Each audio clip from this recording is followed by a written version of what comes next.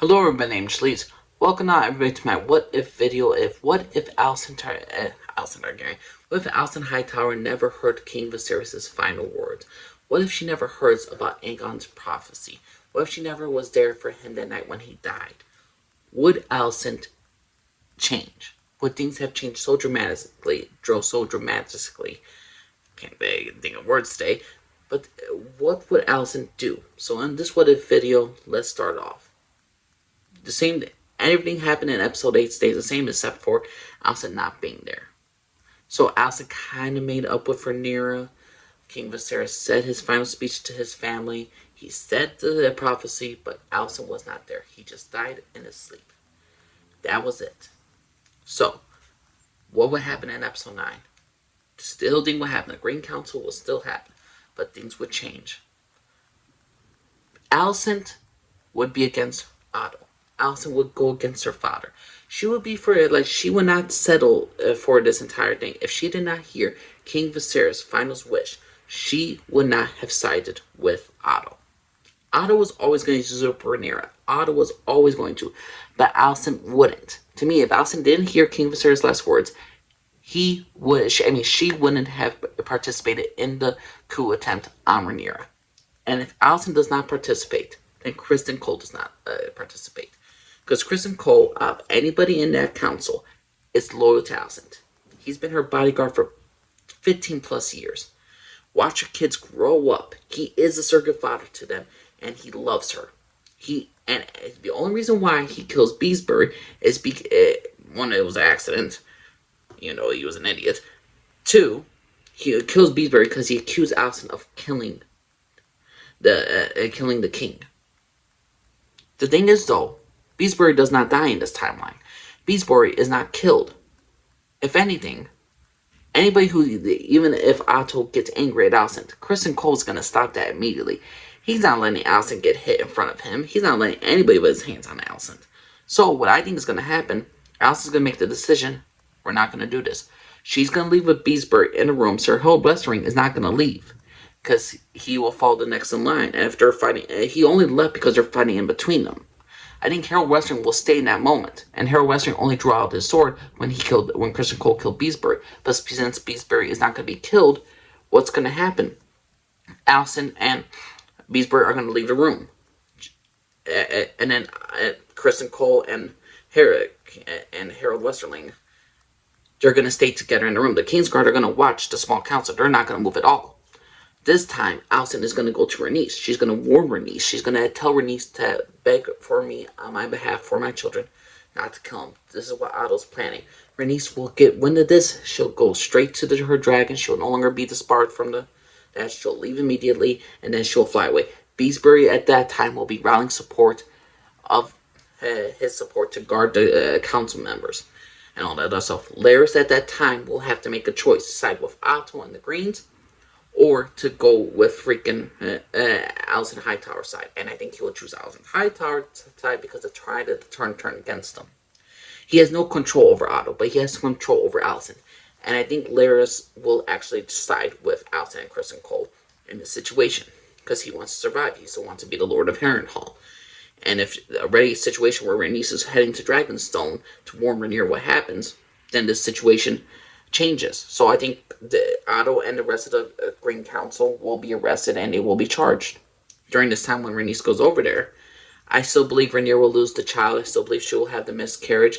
I think she'll be weakened, but then she'll go with Daemon Targaryen, and they will go to King's Landing with the rest of everybody else of her children. She will lay claim to the Iron Throne. People then will side with her and bow to her. But the thing is, all for the traitors and all the other stuff, certain things will change. I believe throughout all this, Alicent will still plead for her children. Rhaenyra will not kill the children at all. I believe also during this time when Rhaenyra is finding out about all the stuff about her father, Alicent is securing Aegon and Aemond. Now, would Alicent's kids do anything to establish this bloodline? Here's the thing. Helena wouldn't do nothing. Daeron's still in Old Town. Aegon is a drunk. He doesn't care for the Iron Throne. If anything, he's like, yay, congratulations, just take the Iron Throne. I don't care. Aemond would be a different story. The only possible thing that could be very bad for anybody in a situation if Luke does something to Aemon to piss him off. But Rhaenyra would ask for them to be bowing for them, and Alicent will be negotiating with Aemon in many cases, I believe, throughout this and the new alternative timeline. She would try to negotiate to his heart, in a sense, to make peace with your sister. And I think Alicent will negotiate with Rhaenyra. I believe all the Green Council members, if they do not, they will give them a second chance to kneel before Rhaenyra. If they do not, they will be executed. Otto Hightower, since he was mastermind, he'll be executed for this role. And I believe since he will be killed off, Old Town, Otto's older brother, is not going to go into a fight. He's not going to go into a fight knowing that it's not going to happen. He's not going to win. And he will eventually bend the knee. And he will say, I had no idea what my younger brother was thinking. I have no idea. I have been loyal to you, my queen. I have no doubt about it. Otto's Hightower's brother will do anything to save his high. Same thing with the Lannister brother. If his twin brother has to die, he has to die. He don't care. The other ones, they don't care. She'll execute them all and all the other stuff, and then they'll change it up a bit. Now, what would Alicent and Rhaenyra do? I would say Rhaenyra will take over King's Landing. She will install her small council, but for Alicent, she'll let Alicent go to Old Town. I believe Alicent will go over to Old Town with her kids, with Helaena, meet Daeron, with Aegon and Aemond. Now, certain things, like would Criston Cole still be with Rhaenyra's side? I doubt Rhaenyra would want him by the side. She wouldn't trust him. She only trusts it. She can't really punish the dude. She doesn't really trust him. She doesn't really like him. And Criston Cole, vice versa. So I say, and into a favor for Alicent, besides going over there, you could take Criston Cole with you.